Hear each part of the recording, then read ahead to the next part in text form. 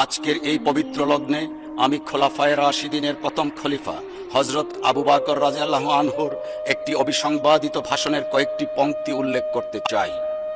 খেলাফতের দায়িত্ব নিয়ে অভিষেকের অভিভাষণে তিনি বলেছিলেন, আপনারা আমার উপর দায়িত্ব অর্পণ করলেও আমি আপনাদের মধ্যে শ্রেষ্ঠ মানুষ নই। আমি সঠিক থাকলে আপনারা আমাকে সাহায্য করবেন, আর ভুল করলে আমাকে শুধরে দিবেন।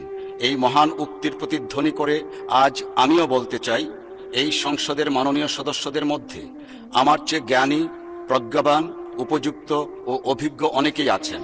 সম্মানিত অভিজ্ঞ সদস্যদের প্রতি বিনীত অনুরোধ করছি, দয়া করে আপনারা আমাকে সাহায্য করবেন, ভুল করলে শুধরে দেবেন, যাতে আমি সঠিকভাবে দায়িত্ব পালন করতে পারি, যাতে দেশবাসীর আশা আকাঙ্ক্ষার প্রতীক এই মহান সংসদ সঠিকভাবে পরিচালিত হয়।